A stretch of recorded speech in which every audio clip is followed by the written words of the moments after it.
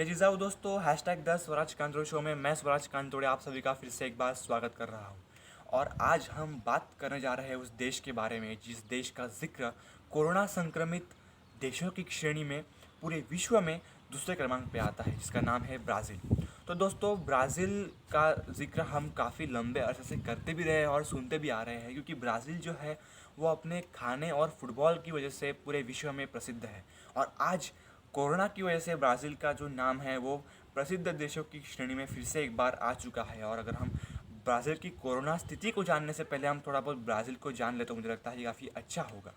तो दोस्तों, ब्राज़ील का जो ऑफिशियल नेम है, ब्राज़ील का official name federative republic of Brazil ऐसा है। और जनसंख्या की पॉपुलेशन की दृष्टिकोण से अगर हम देखेंगे तो पूरे विश्व की छठवीं सबसे बड़ी पॉपुलेशन अकेले ब्राज़ील में पाई जाती है, जो कि है 21,25,59,417 लोगों की जनसंख्या अकेले ब्राज़ील में पाई जाती है।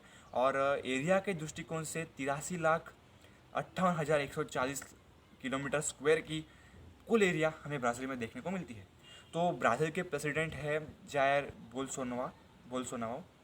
और अभी हम बात करते हैं कि कोरोना संक्रमित ब्राज़ील के बारे में। तो दोस्तों, ब्राज़ील में आज तक के 16 जुलाई की जो रिपोर्ट आई है उसके अनुसार ब्राज़ील में आज तक के टोटल 20,99,896 पेशेंट्स कोरोना संक्रमित पाए गए हैं, यानी करीब करीब 21 लाख पेशेंट्स ब्राज़ील में पाए गए। उसमें से रिकवर हो चुके हैं 12,96,388 और एक्टिव पेशेंट्स है 6,29,135 पेशेंट्स। और कुल डेथ हो चुके हैं 29,533 पेशेंट्स की।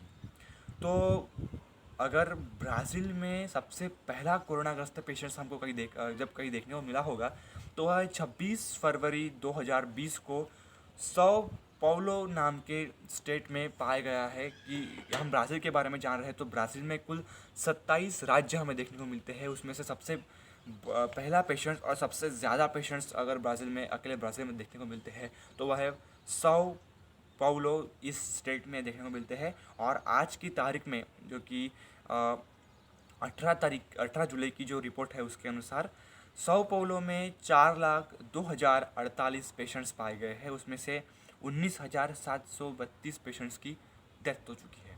ब्राज़ील ने अपने एक्टिव और रिकवर पेशेंट्स का स्टेट वाइज रिकॉर्ड जो है वो लोगों को बताया नहीं है, जाहिर नहीं किया है, इसलिए वो रिकॉर्ड मैं आपको बता नहीं सकता हूँ। तो सेरा नाम का जो सेकंड नंबर का स्टेट है, उस स्टेट में 1,44,000 पेशेंट्स पाए गए। उसमें से 7,178 पेशेंट्स की कुल डेथ हो चुकी है। उसके बाद रियो डे जेनीरो नाम का जो स्टेट है उसमें 1,34,573 पेशेंट्स हमको देखने को मिलते हैं। उसमें से 12,144 पेशेंट्स की अब तक पूरी डेथ हो चुकी है। तो पारा एक स्टेट है, उसमें 1,33,029 पेशेंट्स अब तक टोटल पाए गए। उसमें से 5,523 पेशेंट्स की अब तक डेथ हो चुकी है। भैया नाम के स्टेट में बहिया बहिया नाम के स्टेट में 1,16,373 पेशेंट्स देखने को मिल रहे हैं। उसमें से 2,840 पेशेंट्स डेथ हो चुकी है। उसके बाद मारानहाव में 1,04,126 पेशेंट्स देखने को मिलते हैं। उसमें से 2,708 पेशेंट्स की डेथ हो चुकी है। तो मैंने आपको जो ये 6 राज्य बताए हैं, इन 6 राज्यों में 1 लाख से ऊपर पेशेंट्स है। और आगे हम बात करने जा रहे हैं उन 6 राज्यों के बारे में जिन 6 राज्यों में 50,000 से ऊपर पेशेंट्स हमको देखने को मिलते हैं। उसमें से सबसे पहला है अमेजोनास। जिस अमेजोनास राज्य में अमेजोन जो वर्ल्ड फेमस जंगल है, लंग्स ऑफ प्लैनेट जिस अमेजोन जंगल को कहा जाता है, वो अमेजोनास इस स्टेट में पाया जाता है। उसमें 88,025 कोल पेशेंट्स कोरोनाग्रस्त पाए गए। उसमें से 3,149 पेशेंट्स की डेथ हो चुकी है। मीनास गेराइस नाम के स्टेट में 84,470 कोरोनाग्रस्त पेशेंट्स पाए गए हैं। उसमें से 1,782 पेशेंट्स की कुल डेथ हो चुकी है। उसके बाद डिस्ट्रिक्ट ऑफ फेडरल नाम का जो स्टेट है उसमें 77,621 पेशेंट्स पाए गए हैं और 1,085 पेशेंट्स की डेथ हो चुकी है। और पेरनाम्ब्यूको नाम का जो स्टेट है उसमें 76,091 पेशेंट्स पाए गए, उसमें से 5,984 पेशेंट्स की डेथ हो चुकी है। उसके बाद आता है एस्पिरिंटो सैंटो जो 68,118 पेशेंट्स की उसमें कुल आबादी है कोरोनाग्रस्त, और 2,222 पेशेंट्स की डेथ हो चुकी है।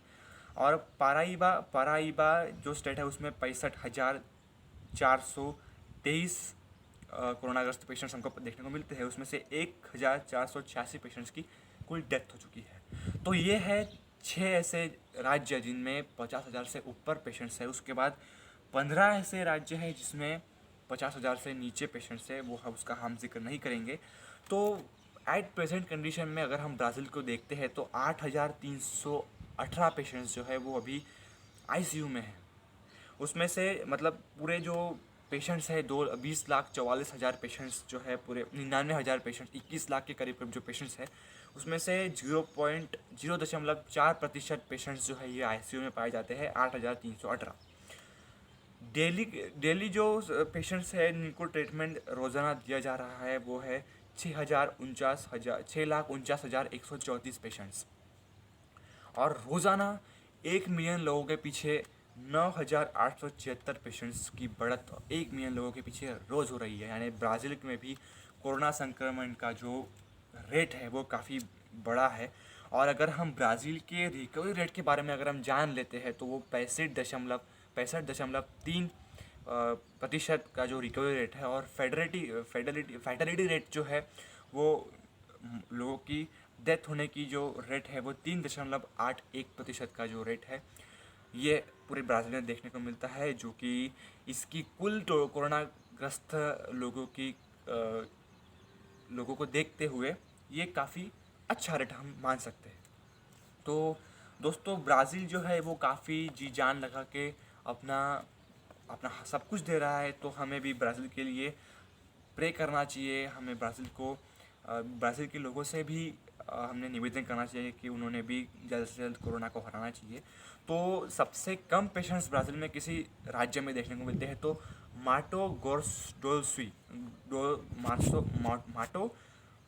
डो सुल इस स्टेट में देखने को मिलते हैं। उसमें से 15,330 पेशेंट सबसे कम पेशेंट्स पूरे ब्राज़ील में देखने को मिलते हैं, जिसमें से 222 पेशेंट्स की डेथ हो चुकी है। तो दोस्तों, कोरोना का जो रेट है, अगर हम यूरोपियन कंट्रीज़ के बारे में देखते हैं तो यूरोपियन कंट्रीज़ जो है जिनकी मैक्सिमम पॉपुलेशन किसी देश की यूरोपियन कंट्रीज़ में है जो वो 8 करोड़ है। और जो हम देखते हैं कि अमेरिका और एशियाई कंट्रीज़ जो है जिसमें जनसंख्या जो है, पॉपुलेशन जो है बहुत बड़ी मात्रा में देखने को मिलती है। इसी की वजह से अमेरिका के बाद ब्राज़ील और ब्राज़ील के बाद इंडिया का जो ग्राफ है ये दिन प्रतिदिन बढ़ता ही जा रहा है। और ये काफ़ी चिंताजनक बात है कि हमारे देश में भी, इंडिया में भी जो कोरोना संक्रमित रुग्णों का जो रेट है वो बढ़ता ही जा रहा है। तो हमें इस कोरोना महामारी को जल्द से जल्द ख़त्म करके हमारे न्यूट्रल दैनंदिन जीवन को हमने वापस से शुरू करना चाहिए। इस तरीके से मैं सभी से निवेदन करता हूँ। इतना ही कह के मैं रुक जाता हूँ। #10 स्वराज कांतोड़े शो में हम एक बार फिर और मिलेंगे, एक नए देश को लेके उसके बारे में जानेंगे। तब तक के लिए धन्यवाद।